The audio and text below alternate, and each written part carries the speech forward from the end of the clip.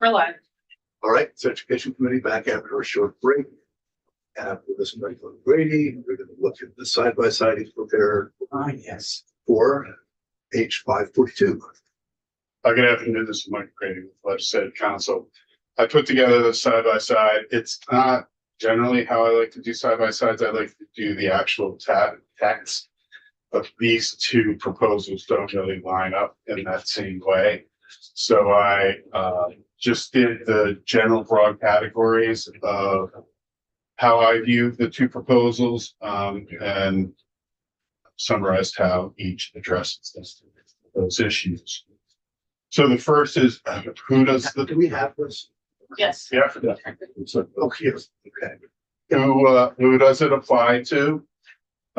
So both of the proposals for 542 has passed the House, and as Matt has proposed changes to it, would apply to both public schools and approved and recognized independent schools built or renovated before 1980. 1980 is the threshold date when PCBs were phased out and prohibited from use in new construction and renovation. So it would apply to those school buildings before that date. And then the next is, does the proposal cease testing of indoor air quality in schools for PCBs? And for H542, ask the House, yes, it does. It specifically says that A&R shall cease testing of schools and shall terminate any scheduled or ongoing testing of PCBs in schools. Whereas the A&R proposal, it doesn't specifically cease testing. Instead, it amends the date or deadline for testing and repeals that. The mandate, the requirement to test is still there, but there's no longer a deadline to do that. And that conforms with how A&R kind of the rest of their proposal and how they propose to continue to do testing, but when it's part of your facilities planning or when you are doing other construction. And then the next category is, how does the bill address schools that already tested positive for PCBs? In the House passed version where A&R previously completed PCB testing and the school tested positive for PCBs at a level that requires testing under state or federal law, testing for PCBs at the school shall continue and is funded by the state. Similarly, if A&R completed PCB testing prior to the effective date of the act and the school tested positive and access to school action levels, the state shall pay for the cost of the investigation, remediation, and removal of PCBs at the school. Now, with the A&R proposal, it's not specifically in the A&R proposal. It's from Act 78 of 2023, when money was appropriated for testing from the Ed Fund and from a couple of other sources. You said, the General Assembly said in session laws, the state is required to give grants to pay for 100% of the testing, mitigation, and remediation associated with PCBs in school. This included ongoing monitoring and remedial efforts at the school. That session law is still good law. It still applies. It doesn't really apply for 542 as it passed the House, because that had specific provisions in it that said, don't continue to investigate, don't continue to test, don't continue to do sampling. But if you go forward with A&R's proposal, that's not specifically prohibiting those actions. The session law that says the state shall continue to pay continues to control. Then moving down, how does the bill address schools that test positive for PCBs in the future? Under 542, if it's not a requirement, if the testing was not part of the A&R indoor air quality program, any new school testing and any remediation that results from that testing, that is the responsibility of the school going forward. 542 does not authorize payment for future positive testing, future remediation, investigation, or contamination. It does have a report back from A&R on how to address future testing, et cetera, but it doesn't have that mandate before that report that the state shall pay for that. But A&R's proposal, you may recall, it involves a school going through the facilities master planning process, applying for a school construction grant. If they do apply for that grant, part of what they will need to do as part of their master plan analysis is to effectively assess PCB levels at the school and determine if there needs to be corrective action to remediate PCBs at the school as part of their school construction. Who's that? The school. The school goes through the facilities master planning process. And the school, then when they do their assessment, and remember, A&R is still on the hook supposedly to pay for all of this. Where they're gonna get the money, well, I don't know. Because the school facilities construction fund is empty. The environmental contingency fund is near empty. The money that had been appropriated for testing is spent or allocated. So where the money comes from, I don't know. So my question is, making the math through is, how are they qualified to make that determination? Schools. Well, the school's gonna hire a contractor, just the way that the other schools hired a contractor as part of their.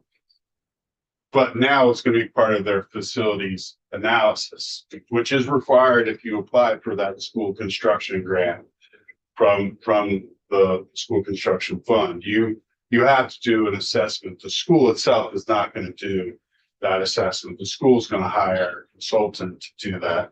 And the consultant will hire out the testing. And since A&R is still on the hook to pay, if I were a school, I'd send A&R the bill. I don't know, or coordinate with A&R to arrange for the testing. How A&R pays for that, they probably have to seek appropriations from you, either after the fact or part of budget adjustment. Is master planning process a statutory construct? Yes, Okay, it is. It's when you apply for that grant, there's a process that you follow. And it includes the facilities master planning process. okay, so this would be a connection with a grant for that purpose. Because I think of schools that I've ever been around as constantly doing master planning. But you're talking about a start or something that trips into being. Right, that's my understanding. This is the first time I've dealt with that fund because it hasn't had any money in it, right? Over 15 years. But that's what I understand. It's you apply for a grant from that fund and that triggers what you need to do underneath that process. So is that master planning requirement still section law? No, that's in statute. That is in Title 16. It is. So. So Matt, that way you were thinking that when you apply for the grant and that triggers the master planning process, even though there's nothing money for the grants. Sure. So for the record, Matt Chapman, Director of Waste Management of Bridge. So in the master planning process, it's more than just PCBs, right? It looks at mold, asbestos, all of your other sort of issues that may exist in your school building stock. And frankly, with all the work that's going on that you might be looking at your school inventory, this would give schools an opportunity to think about things thoughtfully. Yes, it would get folded into that process. I am Jill, Deputy Secretary Briggs Gamble, is the expert on the school construction revisions that happened a few years ago. She was working on them and she worked on them and could definitely walk you through this. And she and I have talked about how we would fold this process into that larger planning process so that it, again, minimizes disruption, coordinates the work with other work that's going on. Senator Williams. One more. So at what point do we, I mean, we've had testimony from superintendents that have been trying to comply with this testing requirement. At what point does the state of Vermont say, uncle, you know, we run out of resources, we run out of money, it's not, and we can't deal with it anymore. Can we kick it up to the federal government to ask for help as remediation? I mean, I guess I would say we always have the opportunity and can ask for congressionally directed spending to try and support schools when they're going through and doing these sort of larger projects. There is no federal program to deal with PCBs. I should say, stepping back, there's no federal grant program that helps deal with the costs associated. There are federal regulatory programs that deal with PCBs and building materials, but there's no funding, and it's sort of outside or generally. I don't think we want to call in the Superfund to deal with these if we can avoid using our Superfund designations for these. So, What Matt's saying is it gets designated a hazardous materials site, and effectively, once it's listed as a Superfund site, you have to develop a master plan for the site. You have to have somebody that does site control of it. Is that what you want for your school? Well, I think it's a lot more complicated than just putting in a bill to say, stop testing. I mean, the horse is already out of the barn. People know that we got contamination. The people that are determining that, unless they're qualified to make that determination, that it's not up to the superintendents, and they're frustrated. You know, we make policy for education here, but I don't think I'm qualified to make that policy. And well, the superintendent also pointed out that they had procedures. If it was asbestos, they had certain procedures they could follow. If it was lead, they had, if we could find a more, she goes, right now, if it's PCBs, we have really no guidance. And they like, EPA does have a guidance document for testing of PCBs in schools. But it's she's saying that the state hasn't given them guidance like they did with lead, like they did with asbestos. Go ahead, Matt. I mean, I think the challenge is more the nature of the material, the guidance. I mean, I think certainly with lead and lead-based paint, it's a lot easier to deal with lead-based paint than it is to deal with PCB containing materials. And I appreciate all of the comments the superintendents have made. I don't want to in any way, like it has been frustrating for them, and I appreciate their frustration. It's you know, I think I would acknowledge sort of the challenges that this program, but on the same sort of other side of the equation, it's a real health threat. And the challenge is trying to not address it, but try to coordinate it in such a way that some of the disruptions that they have identified get minimized to the maximum extent possible, and we mitigate harm as much as we can until the time where it makes sense to do sort of the heavy construction activities. Because again, asbestos doesn't matter as long as it's contained in a building and you're not getting an exposure, and you get rid of it during a construction activity.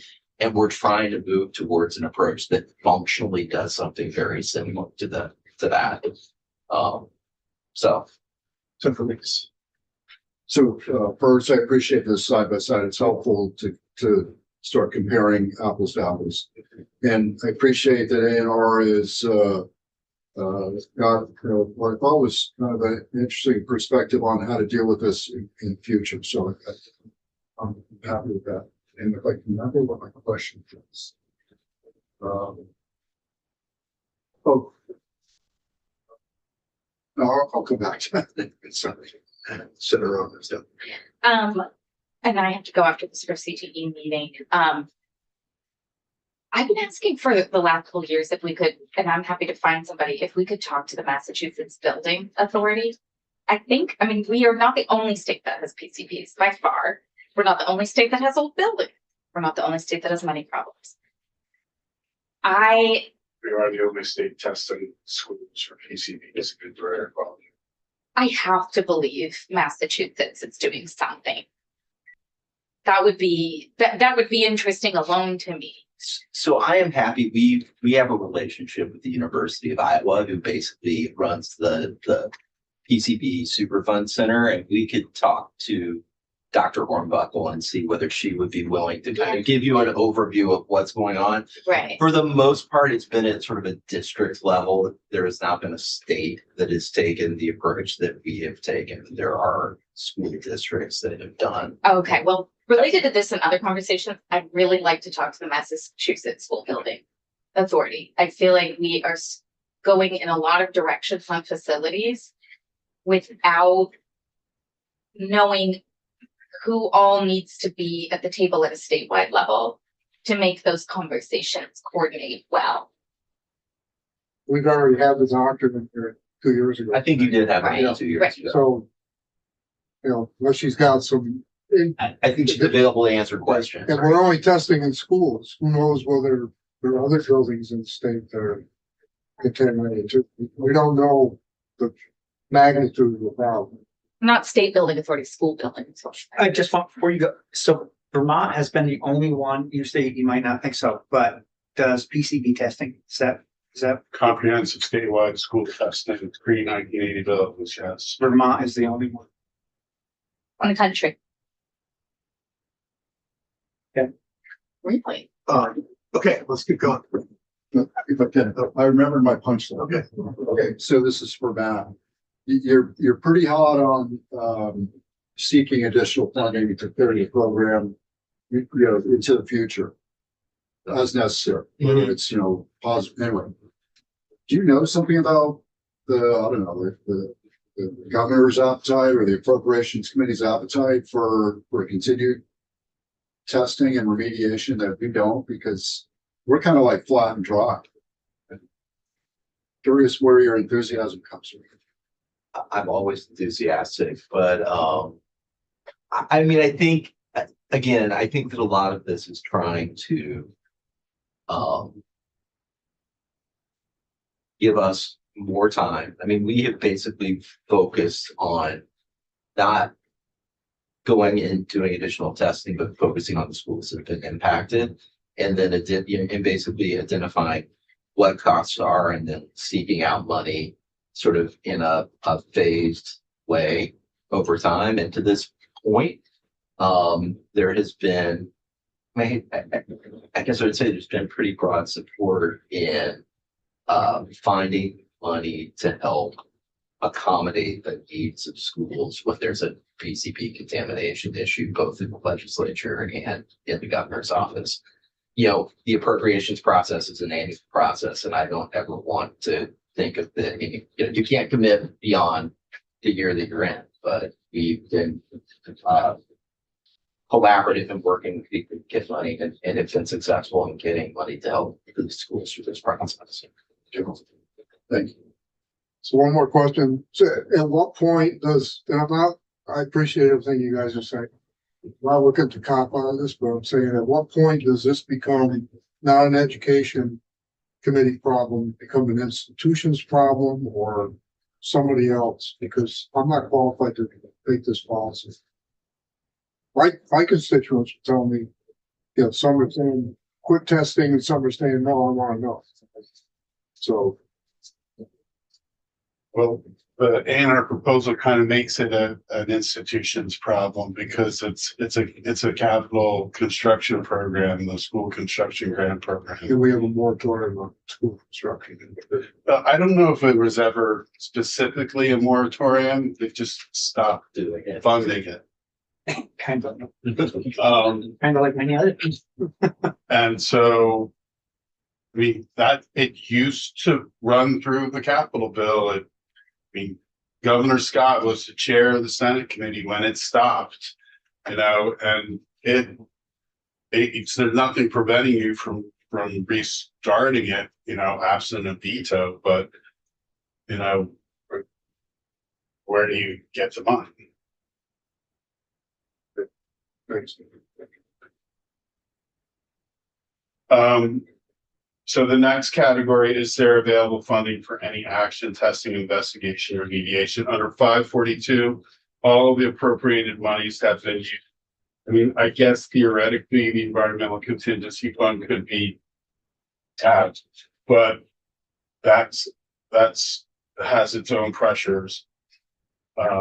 Similarly, with the school construction project fund, it's not clear where that money's coming from. I mean, as we just discussed, it hasn't been funded in several years. There may be available funds in the ECF for response to any hazardous materials, not solely for PCBs. I will say that when there is something that's really exigent, that there is an emergency and the ECF needs funds, the General Assembly's been pretty responsive when there's been that exigent need. So if there was something truly an emergency out in the schools, truly in need, I think he would respond to that. But it's not specifically called out or specified in either proposal. And then is there a proposal for future ongoing funding in 542 as passed the House? No, not really. There's a report back with a recommendation on the funds that should be appropriated to sufficiently fund it, but there's no proposal. Whereas A&R, it does have a proposal. It's not just the school construction grant program. There are proposing to set up a PCB program fund to provide the grants that would be needed during the master planning process to do the assessment and investigation. There isn't a dedicated revenue source for that, so it would be a special fund like others where you would have to appropriate money into it for that use. It also provides that if there's litigation and a school receives an award as part of that litigation, that the school will reimburse that PCB program fund any grants that it received during its investigation, remediation, and response. And then last, there's just a couple of additional provisions. Both proposals say if the school litigating receives an award, both proposals say that the school needs to reimburse the state. If the school in the H542 has passed the House, if the school discovers PCBs through a process other than A&R testing, the state is not responsible for any cost. But if the school discovers PCBs through the A&R proposal, there are grants that are potentially available for investigation, mediation, and removal. So that's, I think what the side by side does is it just presents that tension. How to go forward with testing for schools that weren't tested already, and how to pay for both investigation, remediation, and removal at schools that were tested and above the action levels, and that may test above the action levels going forward. And I think it comes down to money ultimately,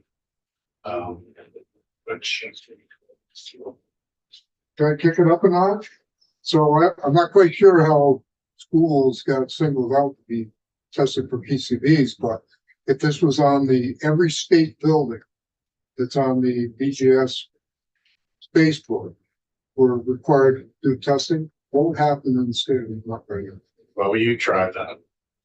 But when this program first started out, the definition of release for a hazardous material was defined to include release of PCBs and indoor air quality in any public building. So it would have been housing authorities, it would have been state buildings, it would have been a much larger universe. And there were advocates who successfully argued that it should just be limited to schools. And it was. Thank you.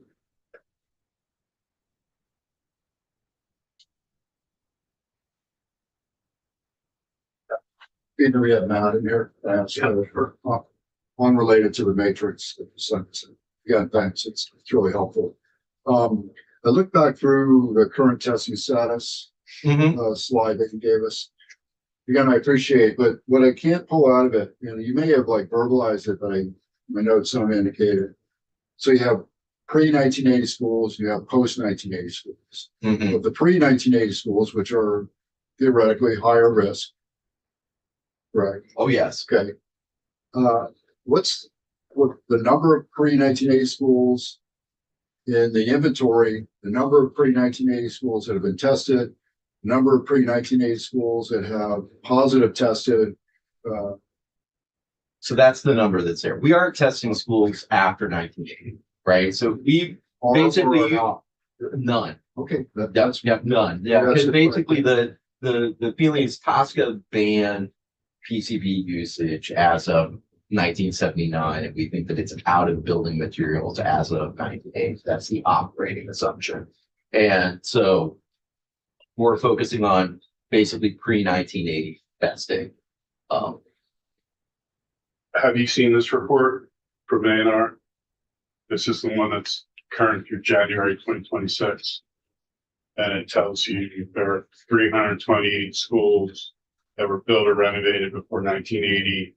183 have had the inventories of the re-investigation.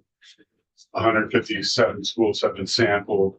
46 schools have had PCBs detected above the school action levels. 145 schools need inventories, and 170 schools need the indoor air sampling. Is it the April 1?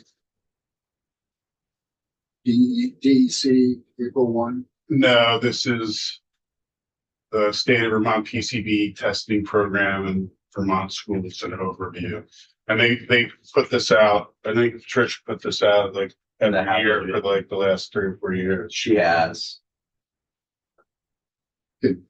I'm happy to. Is it just me? This is the one I think it's the one we gave the House Yeah, I've kept all House your Education, PCBs. right? Yeah. And I think Answer no. so.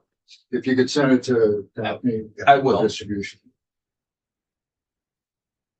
Okay, thanks, sir. So what do people want to do with this bill? Have to decide, but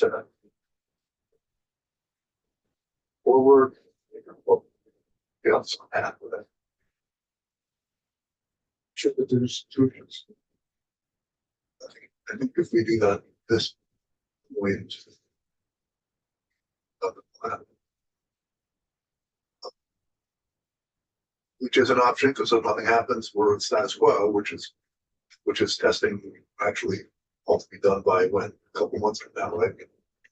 Right. I mean, that I think if you're not going to go with the House passed model of specifically ceasing testing, you want to keep your options open for going into the future while also not putting a specific deadline that's not that far away for all schools. You'd want to repeal the deadline date. And then you still have the open-ended question of how do you address and fund the rest of the testing and the rest of the schools. And the third question. I'm inclined to, as long as I'm understanding it fully, be more supportive of A&R's proposals. You know, I don't think doing away with the program entirely is the best idea, but we've also heard repeatedly that it's a flawed system. There's a lot of inconsistencies, and it's also incredibly expensive. And the results that we're seeing from testing may not actually be the exposure that kids and teachers and other staff are actually being exposed to. So with all those inconsistencies in mind, the massive cost, But then also on the other hand, the risk that PCBs do present. There should be a system in place, but it's gotta make a bit more sense. And there's also gotta be money for it, so I think repealing the deadline makes sense and probably oversimplifying A&R's proposals, but if there's money, then more things can happen. And once there is money, then more things can happen to mitigate and resolve the issue. I don't know, was that too much of an oversimplification? You can say yes. Perfect. I mean, it's a simplification, but I mean, I think to some degree, I think it's an acknowledgement by both the Agency of Natural Resources and collaboration with the Agency of Education that there's a lot happening in the education space right now. This committee and this body is working on a lot of things.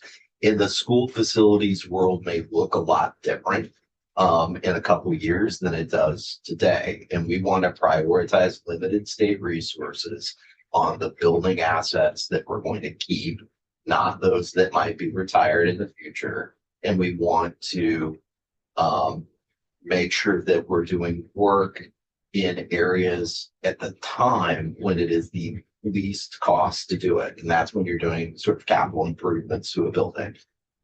So yes, it's basically trying and folding it into, I mean, part of the challenge I think all of the superintendents have encountered is we're trying to do fairly significant construction work when kids are in school. And that's hard, right? Like trying to work evening shifts or find a school break to do some particular work is disruptive for schools and it's a difficult sort of like work environment to deal with. So it's trying to, it's reframing how we do the program so that you've already got a planned capital construction project that you're going to need to do the demolition and removal of these materials anyway.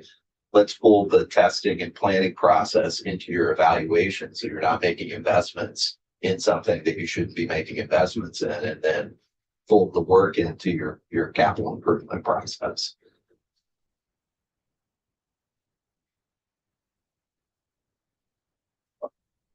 I personally think the A&R proposals got some very thoughtful options to it, and I'm aligned in that.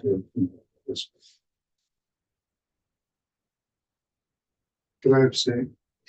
You can say anything. No, I think that if we have to choose between the two, definitely go with the A&R.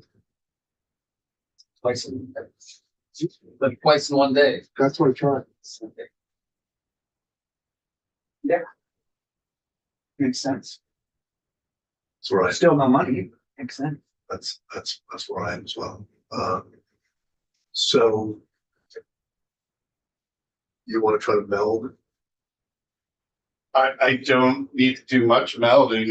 It's basically just would do a committee amendment with the A&R proposal as the alternative. Let's do that and we'll look to walk through it.